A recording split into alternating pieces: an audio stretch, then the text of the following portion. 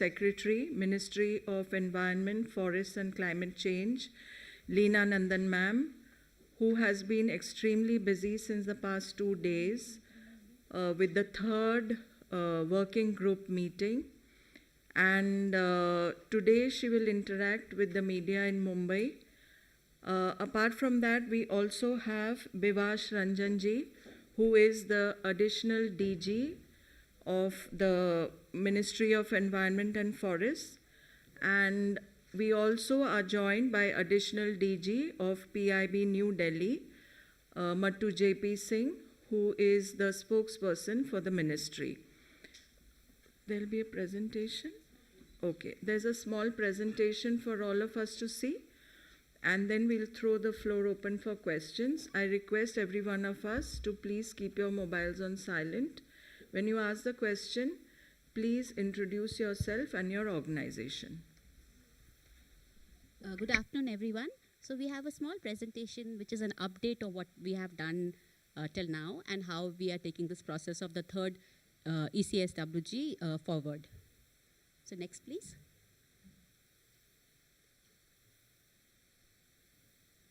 So we started with this mega beach cleanup activity, which was very widely publicized and very well attended, not only from the central government side, but also from the state government side. And we had huge number of beaches, and this took place across almost 20 G20 countries. So it was a very coordinated exercise with regard to beach cleaning, to draw attention to the fact that individual action does make an effect in controlling pollution of the seas. And it is important not only to look at the government for solutions, but also to take responsibility for our own actions.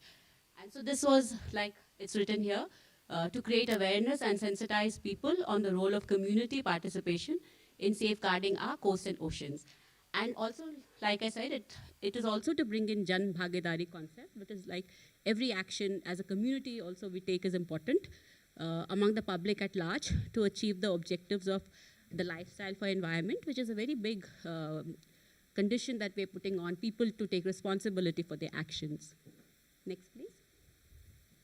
So there's a global participation which made this event a huge success.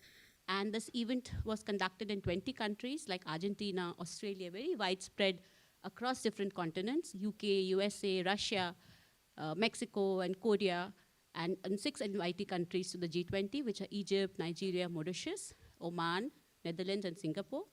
And in India, the event was conducted not only in Juhu Beach in Mumbai, but also across 37 beaches all across India. And the participation was close to almost 16,000 volunteers took part in this beach cleanup activity.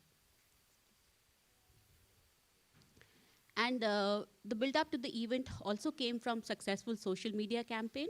So it was in coordination with the coastal state and UTs, which highlighted the mission life and involving many G20 countries. So through social media, we took this whole initiative forward, and people responded very enthusiastically to this social media campaign also. So this is some of the pictures, snapshots from the different countries which took part in this cleanup activity. And we had it in Russia and Mauritius. And if you can see, they have even made a G20 kind of logo from the people who have participated in this event. There was Australia and Japan and Netherlands and Mexico. So the highlights of the main event at Juhu Beach, there was a sand art, which was done by the renowned Padma awardee. There was a selfie point where the honorable ministers and the chief minister also were present. And there was a painting competition where almost more than 5,000 children participated on the campaign of ocean awareness and how children can make a difference in drawing attention to this marine pollution. And there was also a pledge board in which various citizens across the various streams took a pledge to save the oceans. And this was followed by an Ocean 20 dialogue, which took place in the second half of the day. And the inaugural address took place by the Secretary, Ministry of Earth Sciences. And from the Ministry of Environment side, our additional secretary took part. And also it was led by the Indonesian representative who had already been present here. And this was a clarion call for collective action. Also, it envisages a platform for shared knowledge and will act as a beacon guiding us towards sustainable and climate resilient blue economy. So there were three themes which this Oceans 20 dialogue tackled.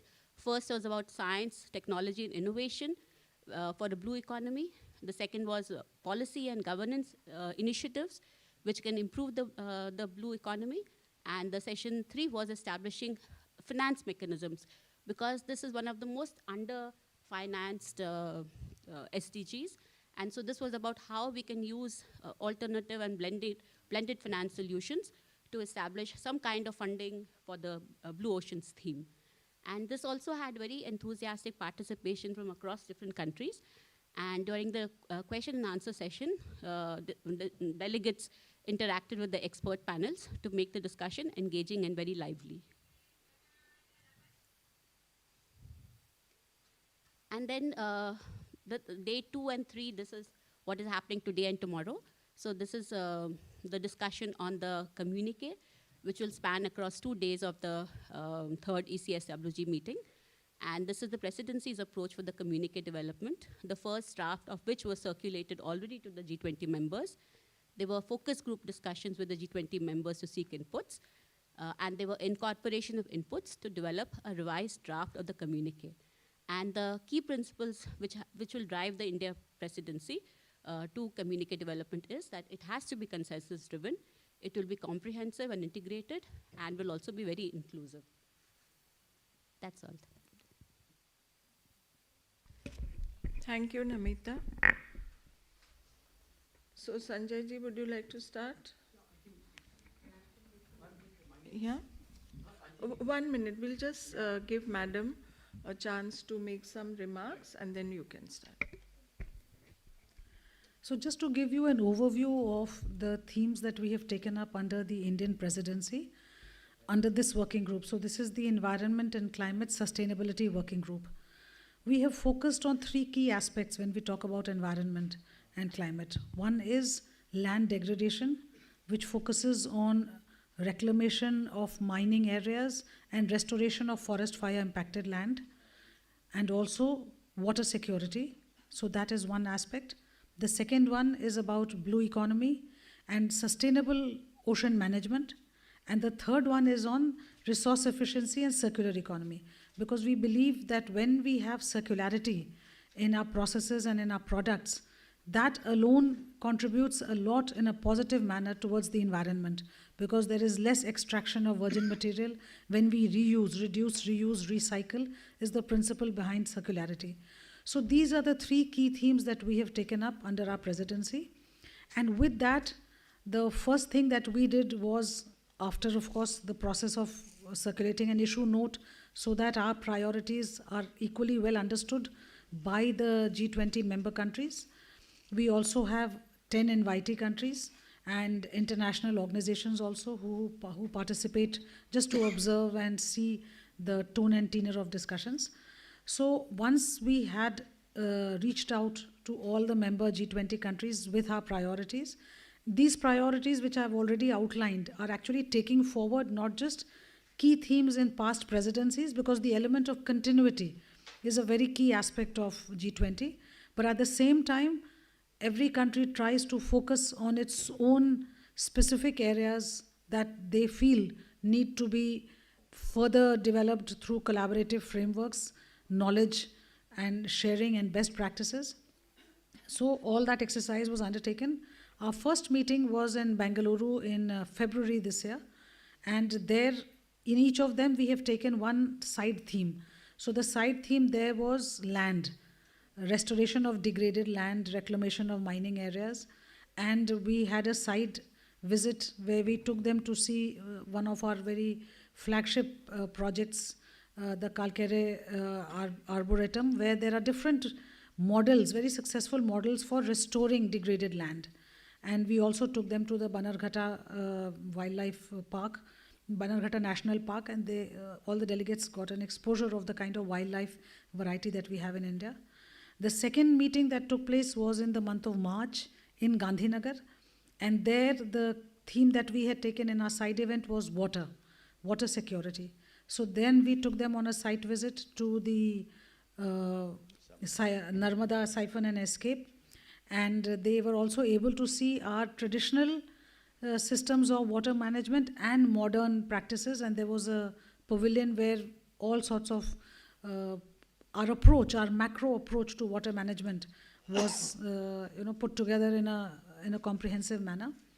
Then we have come to the third meeting, which is the one ongoing in Mumbai.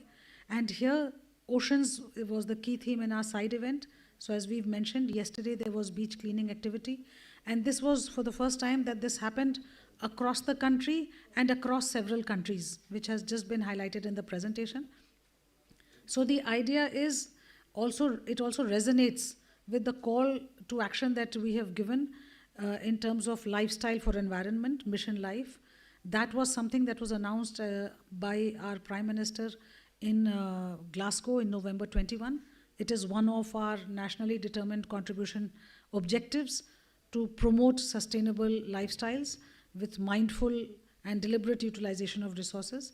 So this beach cleaning activity was actually something that connects with Mission Life, because it talks about how individuals can make a change to the environment. Their actions, the choices that we make as individuals have a positive or negative impact on the environment. So the beach cleaning activity was actually a manifestation also, not only of the sustainable coastal management and ocean economy that we've talked about, but also how our individual actions can have an impact in terms of even the marine litter that is caused because plastic goes into the ocean. It becomes part of the polluted marine environment.